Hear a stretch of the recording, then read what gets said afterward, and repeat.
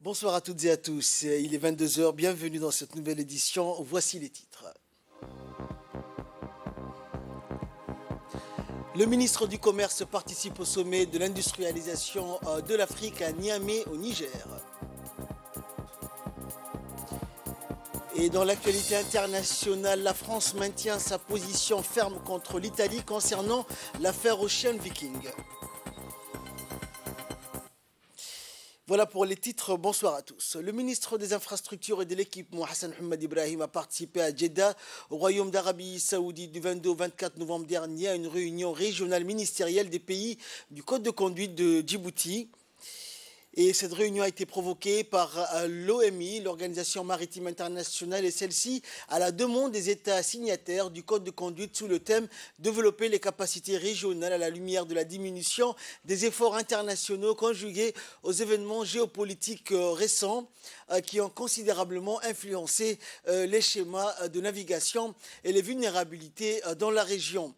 Et lors de cette session de haut niveau, le ministre était accompagné du directeur des affaires maritimes et du chargé des affaires du consulat de Djibouti à Jeddah. L'ordre du jour de cette réunion ministérielle comportait plusieurs points d'importance majeure à examiner, parmi lesquels le plus important qui a été donc la redynamisation du code de conduite tel qu'amendé et les perspectives dans les années à venir. Au Niger, double sommet à Niamey sur l'industrialisation et la ZLECAf. Plusieurs présidents africains se sont réunis à Niamey pour un sommet extraordinaire de l'Union africaine sur l'industrialisation et une session sur la zone de libre-échange continentale africaine. Le président nigérien Mohamed Bazoum a présidé donc vendredi la cérémonie d'ouverture du sommet de l'Union africaine sur la diversification économique en Afrique et d'une session de la zone de libre-échange continentale africaine. La cérémonie s'est déroulée au centre commercial de conférence Mahatma Gandhi en présence de plusieurs dirigeants africains, dont le président en exercice de la CEDEAO et président de la Guinée-Bissau, Oumarou Sissoko Embalo. Dans son discours d'ouverture, Mohamed Bazoum a rappelé que la part de l'Afrique dans le commerce mondial est de 4%, déplorant le faible niveau d'industrialisation de l'Afrique. Le double sommet s'inscrit dans le cadre de la semaine pour l'industrialisation de l'Afrique, dont les travaux ont été lancés lundi dans la capitale nigérienne. À l'occasion des panels de haut niveau, des conférences et des expositions ont été organisées ces derniers jours à Niamey. Et s'était ouvert le 17e sommet des chefs d'État africains sur l'industrialisation et la diversification économique à Niamey, en République du Niger, sous la présidence du président de la République du Rwanda, Paul Kagame, et du président de la République du Niger et du président de la Commission africaine. Plus de 55 délégations africaines ont participé à ce sommet. Le ministre du Commerce, Mohamed Warsama, a représenté le président de la République, Ismaël Omar Guelleh, à ce sommet. Et lors de son intervention, le ministre du Commerce a rappelé que la République de Djibouti tire ses acquis économiques de sa forte participation aux échanges mondiaux grâce à sa position géostratégique qui la place sur une des voies maritimes les plus fréquentées au monde. Cependant, en dépit de ses acquis logistiques, le gouvernement mise sur une diversification pour une plus grande résilience aux chocs mondiaux.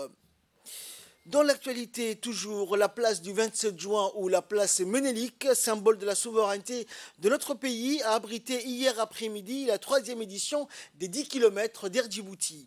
Organisée par la compagnie nationale Air Djibouti en partenariat avec la Fédération djiboutienne d'athlétisme et le secrétariat d'État au sport ainsi que le comité national olympique sportif djiboutien, l'édition de cette année a réuni donc quelques 300 athlètes composés de jeunes hommes et jeunes filles issus de plusieurs formations sportives des différentes forces de défense et de sécurité de notre pays, mais également des athlètes venus de toute la région comme la Somalie, la Somaliland, l'Éthiopie et le Kenya, et des athlètes internationaux issus des différentes forces françaises et italiennes stationnées à Djibouti.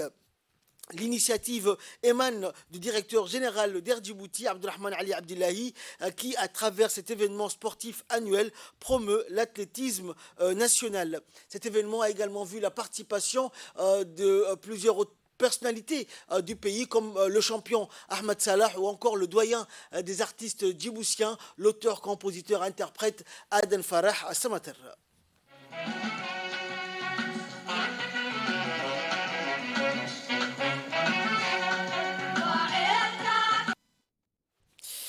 Et dans leurs différentes interventions, les officiels se sont exprimés tour à tour, notamment le président de la Fédération d'athlétisme, Saïd Ismail Hassan, qui a ajouté que l'édition d'Air Djibouti permet de promouvoir l'athlétisme national et rehausser ainsi les performances de nos athlètes. Il a précisé que c'était la 3e édition que la compagnie nationale aérienne Air Djibouti organisé une compétition internationale, régionale et nationale qui a regroupé des athlètes, de nombreux athlètes. Enfin, il a remercié les éléments de la police nationale pour le bon déroulement de cet événement en sécurisant les artères de la ville ainsi que les staffs de la Fédération djiboutienne d'athlétisme, de la compagnie Air Djibouti, du secrétariat d'État au sport et du comité national olympique. Et de son côté, le directeur général de la compagnie Air Djibouti, Abdelrahman Ali Abdillahi, a remercié tous les participants qui ont pris part à cette 3e édition de la course internationale d'Air Djibouti. Il a souligné qu'à travers cette initiative, la compagnie nationale promeut l'athlétisme national et de sponsoriser ces différentes épreuves, d'encourager et de motiver par ce biais les athlètes. Il a rappelé que la compagnie nationale a remis donc de ses cendres grâce à la politique éclairée du président de la République, Ismaël Omar Guelleh. Et c'est au cours d'une importante cérémonie riche en musique et en danse folklorique organisée à l'issue des arrivées successives des athlètes des différentes catégories que le directeur général d'Air Djibouti, Abdelrahman Ali, le président de la FDA, Saïd Ismail Hassan, et les autres officiels présents à cet événement sportif ont remis aux 5 premiers de chaque épreuve des trophées et des enveloppes contenant des sommes d'argent. Catégorie filles, 5e position, l'Éthiopie. En 4e position, la garde républicaine. 3e position, l'Éthiopie également, 2e position et la 1re place est revenue donc aux équipes djiboutiennes. Catégorie hommes, en 1re place, place pour la garde républicaine. La 2e place est revenue aux gardes-côtes. 3e place également garde-côtes. La 4e place est revenue à la police nationale et la 5e place est revenue aux athlètes kenyans. Et quant à la récompense par équipe, 1re place est revenue à la garde-côte djiboutienne, suivie des forces armées djiboutiennes, et la 3e place est revenue à la police nationale.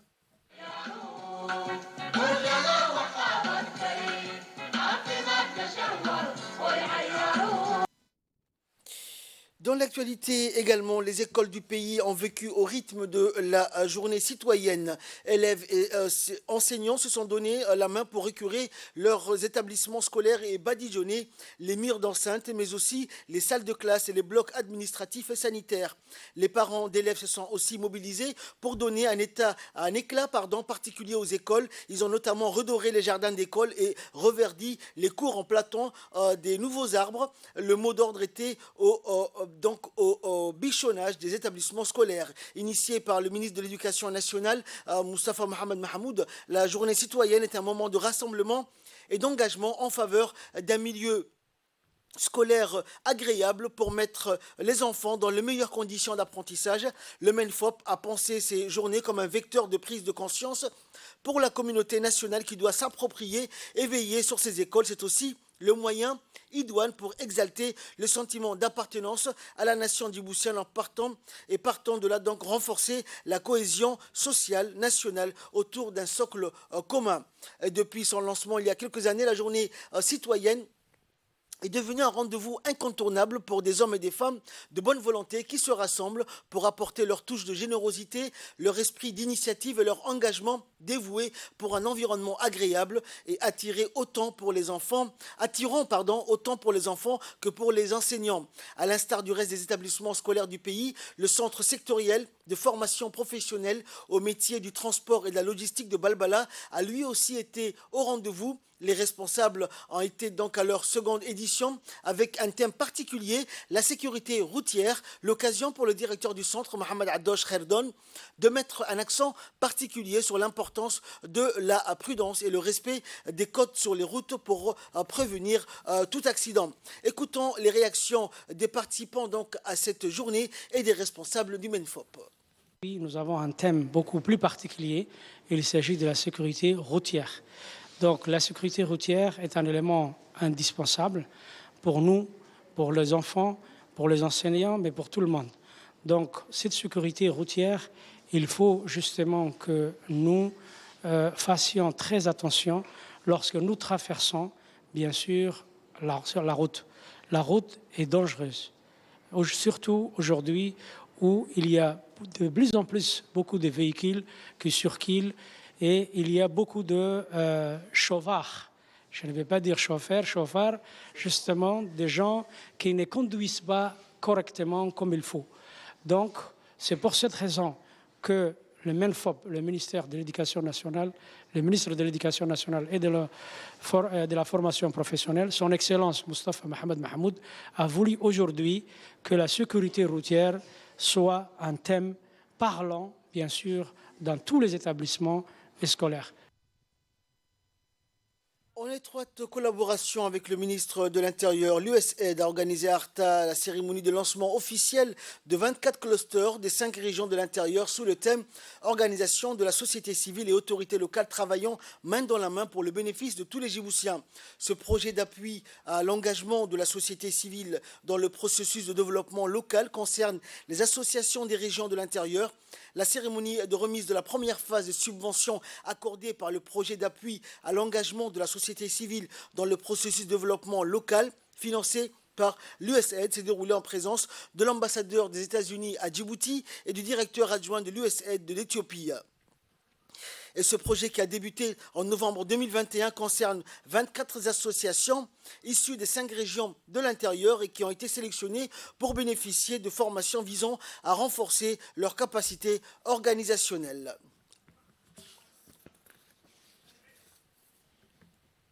Et le projet met également à disposition de ces organisations un espace de travail commun dans chacune des 5 régions de l'intérieur. Et après la formation, chaque association recevra 10 000 $ pour mettre en œuvre un projet d'intérêt public. Je tiens à vous remercier de votre présence aujourd'hui pour la remise de la première phase de subventions accordées par le projet d'appui dans l'engagement de la société civile dans le processus de développement local financé par USAID. Tous les Djiboutiens ont un rôle à jouer dans le développement, qu'ils soient au gouvernement ou dans la société civile. Ce projet, qui a débuté en novembre 2021, durera 4 ans avec un budget de 10 millions de $. 24 associations ont été sélectionnées pour bénéficier de formations visant à renforcer leurs capacités organisationnelles. Le projet met également à la disposition de ces organisations un espace de travail commun dans chacune des 5 régions de Djibouti. Dans l'actualité également, santé à présent, une caravane médicale pluridisciplinaire composée d'un groupe de 6 médecins de l'hôpital Ar-Rahma s'est rendue hier vendredi au centre médico-hospitalier de Tadjoura pour dispenser gratuitement des consultations et prodiguer des soins de santé gratuits aux patients souffrant de différentes pathologies telles que la gynécologie, l'orthopédie, l'ophtalmologie ou encore la pathologie interne ou encore l'ORL. L'initiative entreprise par l'organisation humanitaire Ar-Rahma International en collaboration avec le ministère de la Santé a mobilisé des médecins de l'hôpital Ar-Rahma et des médicaments qui ont été gratuitement distribués aux patients, dont une majorité de femmes et d'enfants. Au total, 325 patients ont été examinés et des médicaments ont été administrés à tous les patients. Ainsi, environ 10 cas ont été référés à l'hôpital Ar-Rahma de Djibouti pour effectuer des opérations de cataracte.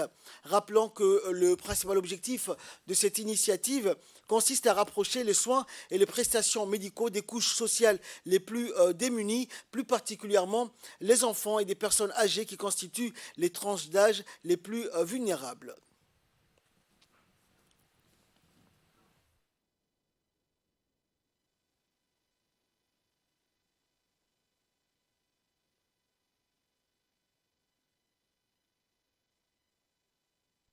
Pour la caravane médicale de l'hôpital Ar-Rahma qu'ils vont dispenser aux personnes nécessiteuses. Ils ont eu à amener plusieurs spécialistes, à savoir la rhumatologue, l'ORL, la pédiatrie, la gynéco-obstétrique, etc. avec les médicaments, et ce dans le but d'aider les plus nécessiteux. C'est une action vraiment remarquable et nous les en remercions. Merci beaucoup. Et le préfet de la région de Tadjoura, Hassan Dabelé, qui était sur place pour constater donc le bon déroulement de ces opérations, a vivement remercié les organisateurs tout en soulignant que cette initiative à caractère humanitaire a été hautement appréciée par l'ensemble des bénéficiaires. Il a souligné la primauté accordée par le gouvernement au bien-être et à la santé de la population de la région, et ce à travers les différents programmes régionaux de santé. Nous restons dans les régions, direction Arta à présent, où les activités de célébration de la 4e édition de la Semaine nationale du handicap battent leur plein dans l'ensemble du pays. Et après le lancement officiel des activités par le directeur général de l'ANPH, une délégation de l'agence s'est déplacée vers les régions sud du pays. Et après Alice Abier et Dikil, la délégation de l'ANPH conduite par son directeur général s'est rendue cet après-midi vers la région d'Arta pour une action donc similaire dont l'objectif a été la distribution d'outils et d'engins à des personnes à besoins spécifiques, composés de fauteuils roulants, des mobylettes, des béquilles et autres outils nécessaires. Ce don octroyé par l'ANPH et financé par le gouvernement djiboutien. Donc la dernière étape d'un périple vers les régions du Sud, l'antenne de l'ANPH de la région d'Arta a abrité une cérémonie de distribution d'un lot de matériel pour les handicapés de cette région, présidée par le directeur général de l'ANPH, de Ali Saïd. La dite cérémonie a été honorée par la participation du président du conseil régional, Elmi Bouh Goudaadé, et des responsables de la région en présence des bénéficiaires.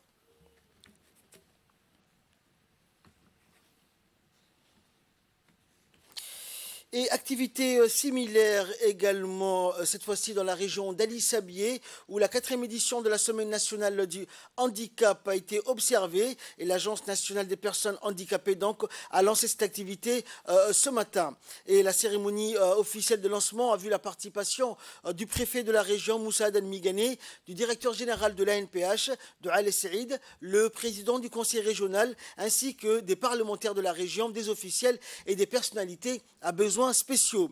Et les officiels ont chacun mis l'accent sur la politique ambitieuse du président de la République, Ismaël Omar Guelleh, dans le renforcement de la protection et de la promotion des droits des personnes handicapées. Le patron de l'ANPH a souligné les nombreuses réalisations fortes de son agence qui bénéficient d'un soutien sans faille de la présidence de la République qui en est l'autorité de tutelle directe. Il a exprimé ses sincères remerciements à l'ensemble des partenaires et aux participants. Cette donation visait à appuyer et renforcer le besoin des personnes à besoins spéciaux de la région Assadiogo. C'est le message du directeur général de l'ANPH, de Ali Saïd Mahmoud, qui a mis l'accent sur la protection et la promotion des droits des personnes handicapées.